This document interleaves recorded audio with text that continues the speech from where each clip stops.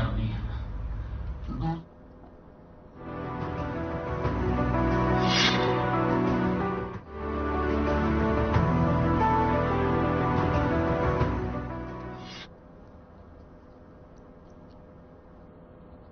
Mahendragarh Bhiwani Lok Sabha seat से सांसद धर्मवीर सिंह से खास बातचीत हमारे संवाददाता ओपी शर्मा ने की है। इस दौरान धर्मवीर सिंह ने बैठक को लेकर जानकारी दी है।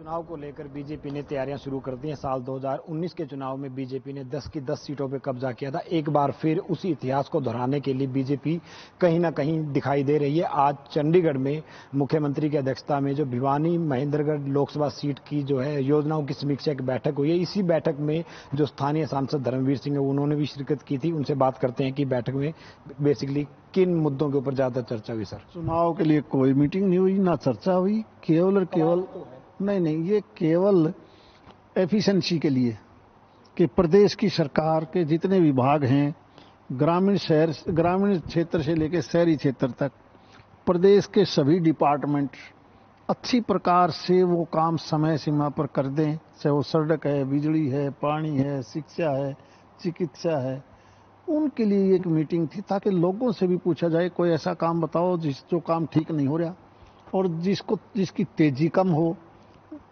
कंप्लीट करने में समय ज़्यादा ना लगे, नए प्रोजेक्ट भी कोई लेने हैं तो कौन से लिए जा सकते हैं। इस मीटिंग का मकसद केवल इतना था।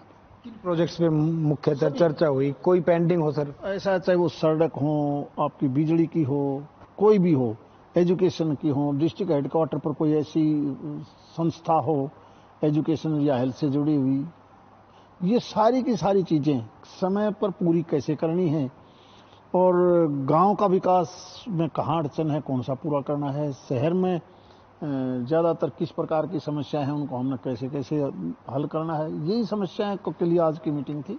सर, आप लंबे समय से हरियाणा की राजनीति में सक्रिय हैं। 2019 के लोकसभा चुनाव की बात करें तो बीजेपी ने 10 की 10 सीटें जीती, तो इस बार क्या माहौल लगता है? क्या कोई मुकाबले में विपक्ष दिखाई दे रहा है? क्योंकि आम आदमी पार्टी भी पंजाब में सरकार बनाने के बाद कहीं ना कहीं जो एक जोश में दिखाई दे रही है। कांग्रेस में भी थोड़ा सा रिवाइवल पिछली बार देखने को मिला था, 31 सीटें हो गई थी, हालांकि 30 एक रिजाइन हो गया। तो किस तरह के राजनीतिक हालात देख रहे हैं? मैंने तो 2014 और 2019 में देखा है, विपक्ष की पार्टी छोटे छोटे क्षेत्रीय दल भी हैं, अपने आप को वो राष्ट्रीय पार्टी भी कहते हैं। अब जब जैसे अभी आपने शायद आम पार्टी का जिक्र किया, अब वो राष्ट्रीय होगी, लेकिन लोकसभा में हम देखते हैं तो शायद उनका एक सांसद है, शायद अगर मैं गलती पर ना हो तो। राज्यसभा डायरेक्ट नहीं चुनी जाती, मैं लोकसभा की बात कर रहा हूँ। कांग्रेस दोनों चुनावों में इतनी संख्या भी नहीं ले पाई कि विपक्ष का दर्जा प्राप्त हो जाए। अब क्या माने, मैं तो ये मानता हूं कि इस बार भी 2024 के चुनाव में नरेंद्र मोदी जी की पहले से भी ज्यादा सीट आएंगी, कम नहीं आएंगी। सर, अगर ओवरऑल बात की जाए तो अभी जो है जुलाई महीने के शायद 18 जुलाई के आसपास जो एक तीसरा मोर्चा एक जो गठन करने की कवायद की जा रही है, उसकी बैठक जो है साउथ इंडिया में होने वाली। इससे पहले पटना में बैठक हुई थी। इस जो एक नया गुट जो एक नया जो एक फ्रंट भी एंटी बीजेपी बोला जा रहा है, उसकी क्या संभावनाएं आपको दिख रही है? मोर्चे का मतलब है किसी चीज को रोकना, मोर्चाबंदी कर लो भाई, वरना तो हमें नुकसान होगा। मोर्चा बना लिया, मोर्चा तो मोर्चा ही होता है यार। मोर्चे का मतलब क्या है? मोर्चे का मतलब स्ट्रेंथनिंग नहीं होती, मोर्चे का मतलब केवल बचाव होता है। तो अपना बचाव करने के लिए इकट्ठे हो रहे हैं, अच्छी बात है। कई प्रकार की विचारधाराएं हैं। आज देश को एक विचारधारा की जरूरत है, अलग अलग विचारधाराओं में से तो घर भी नहीं चलता, देश चलाना तो बहुत मुश्किल है।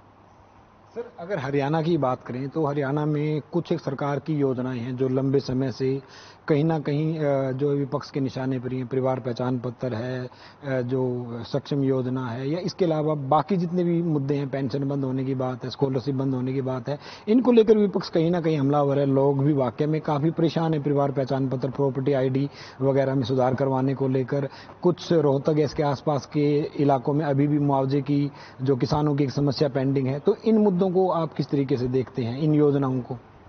देखिए,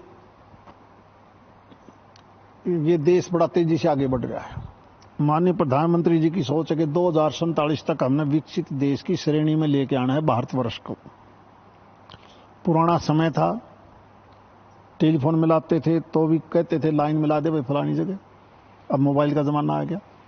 पहले सारी किताबें कापियों में लिखते थे, हम पढ़ते थे, जब तख्ती स्लेट उनको ऊपर लिखते थे, फिर उनको धो लेते थे। अब सारी की सारी चीज़ें ऑनलाइन, और स्वाभाविक है जब इतना जल्दी सारी चीज़ें ऑनलाइन में लोगे, सारा का सारा मेरे घर में क्या है क्या नहीं है, मुझे क्या ज़रूरत है, वो भी ऑनलाइन होगी।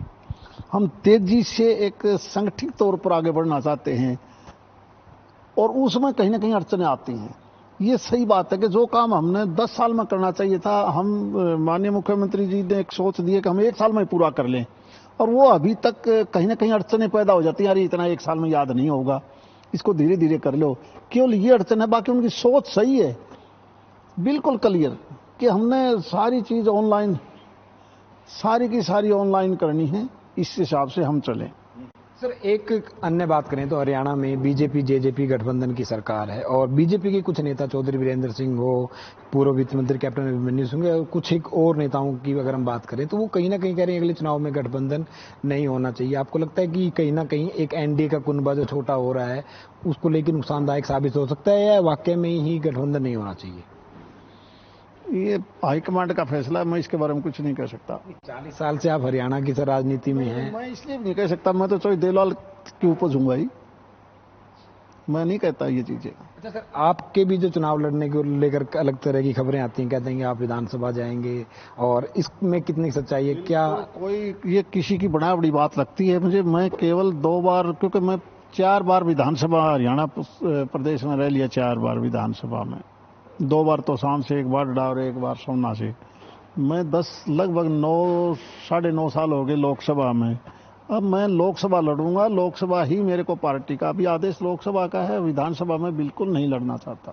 सर, एक सवाल और करूं तो अभी हाल ही में जो एक तेज बारिश हुई है जिसके चलते बाढ़ जैसे हालात प्रदेश में हो गए हैं, नेता विपक्ष भूपेंद्र सिंह हुड्डा ने आज जो है एक निशाना साधा है कि सरकार ने समय रहते जो है उचित कदम उठाए, जो नहरें हैं, ड्रेनेज हैं, सीवरेज सिस्टम है, उसकी सफाई जो है वक्त पे नहीं करवाई, जिसके चलते नुकसान हुआ है। सरकार को जो है उनके नुकसान की भरपाई करनी चाहिए सभी वर्गों की। देखो, आज के दिन तो ये कुदरत का एक ऐसा, क्योंकि जो दुनिया भर का ग्लोबल वार्मिंग है उसकी वजह से कभी सूखा ज़्यादा, कहीं बारिश ज़्यादा, कहीं टेम्परेचर ऊपर कभी नीचे, और ये केवल हरियाणा में नहीं हुआ है, ये देश के मेरी समझ में 17-18 प्रदेश प्रभावित हैं। और दुनिया पर नज़र मारें तो अमेरिका समेत, यूरोप समेत कितने देशों में माहौल खराब हो जाता है। आज हमारा फर्ज बनता है कि हम पार्टीबाजी बुला के हम सभी के सभी मिलजुल कर इस समस्या का समाधान निकालें तो ज़्यादा अच्छा है। अच्छा सर, वहीं अगर दिल्ली के मुख्यमंत्री अरविंद केजरीवाल की भी बात करें तो उन्होंने आज जो यमुना में ज्यादा पानी आया उसके लिए हरियाणा को दोषी ठहराया कि ये हम यमुना बैराज से ज्यादा पानी छोड़ा गया। अपने आप में वो एक पढ़ा लिखा इंसान मानता है, और क्योंकि वो कोई अधिकारी भी रहा है रेवेन्यू का, और कोई टेस्ट तो पास किया होगा उन्होंने, ऐसी बात नहीं है। एक बार वो जाके यूं जरूर देखें कि वो किस हथनी कुंड बैराज की बात करते हैं। ये कोई इस प्रकार का गोविंद सागर की तरह झील नहीं है जहां पानी को स्टोरेज करके आप बिजली पैदा करते हो, नदियों का सारा पानी रोक के जितनी बड़ी हाइट पर हो। अब 750 फीट की हाइट पर है गोविंद सागर पर जहां आप बिजली पैदा करते हो। इसकी हाइट देखिए आपने, ये तो मात्र एक बैराज है, इसमें आप थोड़ा सा भी ज्यादा पानी रोकोगे तो टूट जाएगा। वो तो फ्लो है, फ्लो को थोड़ा सा रोक क्या है। अब इस बात को कहता है कि हरियाणा ने छोड़ना नहीं चाहिए, तो हरियाणा क्या करे? वो चाह के उस हथनी कुंड बैराज पर बैठ जाए और उस जेईएसडी और एक्शन का काम वो हाथ में ले ले और फिर बताए क्या करना है। इस देश में मैं 3 बार 8 लाख क्यूसेक पानी देख लिया, 8 लाख, इससे भी ज्यादा। और मैं मीटर देख रहा था, सी लेवल से 707.71 फीट का पानी था सी लेवल से, जहां ये दिल्ली का जमुना का जो पुल टकराव कर रहा है, जहां हम मापते हैं पानी को। और इस जमुना की दिल्ली में सफाई ना होने की वजह से, एनक्रोचमेंट ज्यादा होने की वजह से उससे भी 771 पर चला गया, 771 पर, मात्र 3 लाख क्यूसेक पानी से। और जब 8 लाख क्यूसेक पानी था, और अगर वो 8 लाख आ जाए तो क्या होगा? यानी खुद अपना काम की ड्यूटी समझो कि हमने जमुना के ऊपर एनक्रोचमेंट नहीं होनी, इसको ठीक रखना है। बैराज की बात को लेके कहां से आए हैं, मेरे समझ में नहीं आई ये बात। आज का मेरा आखिरी सवाल है कि सर, केंद्रीय कैबिनेट में एक जो है फेरबदल की चर्चाएं लंबे समय चल रही है कि कह रहे हैं कि शायद लोकसभा चुनाव से पहले कुछ सीनियर नेताओं को जो है बीजेपी पार्टी संगठन में भेज देगी, तो उसके बाद जो है कहीं ना कहीं विस्तार किया जाएगा। हरियाणा से भी एक कोटे की सीट है, तो क्या है आप नंबर में? नंबर 1 में तो ऐसी चीजों में कभी कोई कोटा होता। नंबर 2, ये काम केवल प्रधानमंत्री जी का है, उसके बारे में हमने चर्चा नहीं करनी चाहिए। नंबर 3, मैं न कभी इच्छा थी ना कभी इच्छा भविष्य में रखता, मेरी जो ड्यूटी है मैं उसको निभाता हूं। ठीक है, थैंक यू। तो ये था हमारे साथ भिवानी महेंद्रगढ़ लोकसभा से सांसद धर्मवीर सिंह जी, जिन्होंने आज कई मसलों के ऊपर जो है अपनी राय बेबाक रखी है। चंडीगढ़ से हर खबर के लिए ओपी शर्मा।